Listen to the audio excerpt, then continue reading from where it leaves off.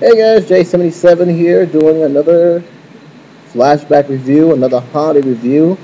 Well, sort of a holiday review because this movie is pretty much it came out in the holidays, but it's anything but a Christmas or New Year's movie. The movie I'm going to be talking about is Lethal Weapon, starring Mel Gibson and Danny Glover.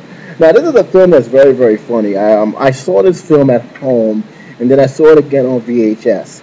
Um, the reaction of this movie, in terms of the family who actually watched it, I watched it at an old friend's house, was what the hell you just put on my television set? But we watched it all the way. It was kind of strange, kind of weird. It was probably a Christmas film. It had the Christmas song in the beginning, but it was anything but a Christmas song. It starts out with a lady, in a lingerie. She was stoned, and she basically committed suicide, jumping off a I think believe 30-story building, which pretty much brought the attention of the police. One of the police officers was Murtaugh, which it was turns out to be a daughter of a family friend. So we get some information regarding that connection. We also get some backstory, kind of a backstory of Riggs. He is labeled as a renegade cop, has military status, but is pretty much a loose cannon. He's unpredictable and is about one shot away from committing a vigilante crime because he has a very short temper and is basically willing to blow any bad guy's head off with just a click of a button. This turns out because of the death of his wife. We are getting some little bit backstory. It doesn't get too much into it, at least in this part. It got more into it in part two, but in this one, you pretty much know a little bit about the fact that his wife had died. He died in a horrific car accident, and he can't get to grips of getting on with his life, even forgiving himself.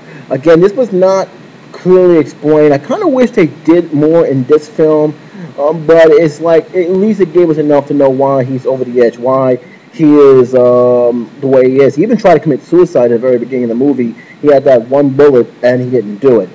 He has a dog. He lives in pretty much a trailer park and on a beach, which, to be honest with you, I kind of wish I lived on a beach like that. But that's how this story. So with everything going on, Murtaugh gets Riggs and his partner against the will of himself. He don't want a new partner, but he gets one anyway. That's basically because nobody wants to work with him. They look at him as pretty much a loose cannon, and they don't want to take the burden of him doing something, and then they go down with it. Even the psychiatrist is telling the chief of the police, the captain, yo, don't put this guy on assignment. He needs to go. He's lethal. He's dangerous. But the captain is saying, no, he's going to be fine if he got the right partner. So he pairs him up with Murtaugh. So we got Riggs and Murtaugh working on the case. Riggs and Murtaugh trying to get to know each other. But you can tell right away that because of the stuff he heard about his partner, he doesn't want to work with him. That didn't help the fact when Riggs tried to do a hostage negotiation, and unfortunately he did something that basically shook his partner's head in disbelief. He basically jumped off the ledge with a jumper who wanted to jump off the ledge, but he jumped anyway. And the only question I got to say is, how did they got that big, inflatable, whatever they call that thing, on time before they hit the ground? That always did bug me about that, but in any case, it happens. He's not feeling him. He's not, liking where it's going. They got into an argument. He even, at one time, Murtaugh actually put the gun in his chin, threatening to shoot him, but he just pulled him out, which brought more suspense. In the end, though, after pretty much saving his partner's life, they got to know each other a little bit more. They met the family, and you pretty much got the gist of the first half of the film. That was pretty much the first half of the film. The incident happened while investigating I think a drug house or something. It turns out that the person almost killed them. He ends up Riggs ended up killing him anyway, but that was because he had a gun and almost shot his partner, and somehow that pretty much broke the ice between the two. They actually began talking more and more and got along. Now we get to the other half, which is the actual movie, the case of this girl who jumped off the ledge. It turns out throughout this whole time that she had a very powerful toxin that was going to kill her anyway, but because she was delusional, she jumped off, and it led to a woman who was there but gave a different story. So they went to talk about this woman, but in fact, the bad guys got to her first and destroyed the whole house, which was set up that there's more to meet the eye than what was really going on. It turns out that the friend's daughter, was in too deep on something and wanted to basically spill the beans. They got wind of it and they took out his daughter, which later on take him out.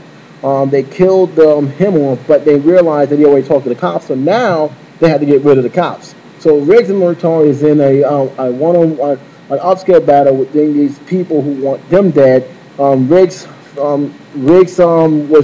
was shot in the middle of the street of a drive-by, but he was wearing a bulletproof vest. Now he's ticked off. You got Murtaugh's family in danger. His daughter get ticked now. Now he's ticked off, and they're into a one-on-one battle trying to get his daughter back, as well as taking down the bad guys in return. The action sequence in the end, I loved. It was great. I'm able to say it out there. It was perfect, fantastic. And the ending, although it's a little bit predictable, I actually kind of enjoy it. I'm not going to give too much. I wanted you guys to watch this film. If anything else, it'd be a fun thrill ride. Let me just go on to say, out of all the buddy cop movies I've seen in the 80s and even the 90s, Lethal Weapon is the only one that still holds strong. I know there's a lot of buddy cop movies that came out in different periods, but to me, in my own opinion, this is the only one that I can actually sit down and say I can remember fully. When I saw this on VHS, I was surprised on how more deep this film was and how much they actually did in terms of censoring some scenes that wasn't censored in the VHS, which I always scratch my head saying, how they do this? That they did a double take and one for television and one for the VHS movie version, but I never really asked any question. I should have been watching that film to begin with, being with my age anyway, but the hell with that. But out of all the films that I have watched that had this kind of format, this is the only one that doesn't age. This is a classic film within itself. There's a lot of stuff I like. There's a lot of stuff I don't like. But I'm going to tell you right now, the likes outweigh the don't likes by far. I liked it, the action scene, especially in the end, where, I've seen basically every action scene. They're shooting them all. But this one was in the freaking freeway. They're shooting at each other. At the same time, everybody's in their car wondering what the hell's going on. I actually liked that scene. I actually liked the fight scene in the end between him and Biff Tannen. I'm sorry, that's what I call him. He's Back to the Future to me. He always will be. But he was a brilliant bad guy in this movie. They fought well. That was a great scene. They really went all out in that scene, especially in 80s music. Eric Clapton. When I found out that Eric Clapton was responsible for the theme song and the soundtrack to this movie, I was stunned because you normally would hear like either the retro music or you hear something that's like action based. This was pretty much blues played into it. You can always hear the horn sound. You can always hear Clapton's signature on there. Not only in this movie, but in all four movies entirely. And that was a very good plus to know that he worked on this movie with them. I thought Richard Donner did a great job directing. I thought the action sequence were very good. I thought the chemistry between Danny Glover and Mel Gibson was great. I thought the family who played in there as co-stars were good. I thought the bad guys were good. This was a very good action film. So what the stuff I didn't like, I'll tell you, I didn't like the split story a little bit. I felt, again, that they should at least give us a little bit more of why Riggs was the way he was. I felt that was like, well, why is he really mad? They never really said why he's really mad. And again, I'll go on and stress it. They went into detail in 2, but there was a reason why they went into the detail in 2. And in my own personal opinion, 2 should have been the closing chapter of the whole entire Lethal Weapon series. But I'll explain to that when I get to the other series entirely. Another thing, I guess I didn't care too much about Riggs and Murtaugh meeting the family. I understand it's an important part of the film, and it went on to the second act, which was throughout the main story. But I felt I was watching a totally different film that I really didn't interest me, other than the comic relief that it had. Seeing him jumping over the ledge with this guy who wants to jump for no reason whatsoever, it was funny. I actually enjoyed it. I knew that if there was something going to be stupid happen, it did. But I felt that it slowed down a little bit. They went too much into that one scene of them, just getting to know each other. I felt they could have done a little bit more better, or at least edit some stuff out to make the film run a little faster. But that's really much it. That was the only real problem. That and the ending, all right, fine. The ending, it has to end happily with him. I just felt they could have done a better job. But you know what? Fine. It's comic relief. It's a good ending. It's fine. I haven't really. That is a small little thing that I had a problem with. But overall, I thought this film was one of the best action films that came out there. There's a lot of action films, but in terms of buddy cop films, this is one of the best ones I've seen. A lot of people are going to ask me, what about 48 Hours? Well, to be honest with you, 48 Hours is not a buddy cop film. It had Eddie Murphy, had Nick Nolte, they was partners, by sheer force, of course. But there wasn't cops. This is not. I can't consider that a buddy cop film. I know people's going to ask about the Golden Child film, but again, do I consider that a buddy cop film? Not really. I consider that an action comedy adventure, but I don't put that as a buddy cop film. I think honestly, this is the true buddy cop film, and the reason why I say it's a buddy cop film because number one, there's two cops being partnered up. I mean, that's what makes a buddy cop film to me. And I've seen a lot of them. Some of them are worse than others. And believe me, there hasn't been too many good buddy cop films I've seen from the 90s to even today. Unless you guys actually like Cop Out. And unless I talk about that, the better. But this film gets a very solid 3 stars. It could have gotten more. Like I said, the pacing here did pretty much bother me right down in the middle.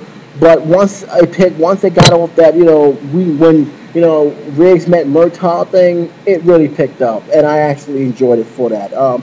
So that's pretty much it for this review. I hope you guys give me your comments and your feelings on Lethal Weapon. What's your favorite scene in the movie, or what's your least favorite scene in the movie? Did you even like it or not like it? Please let me know. I'd like to know. So until then, J77 saying take care.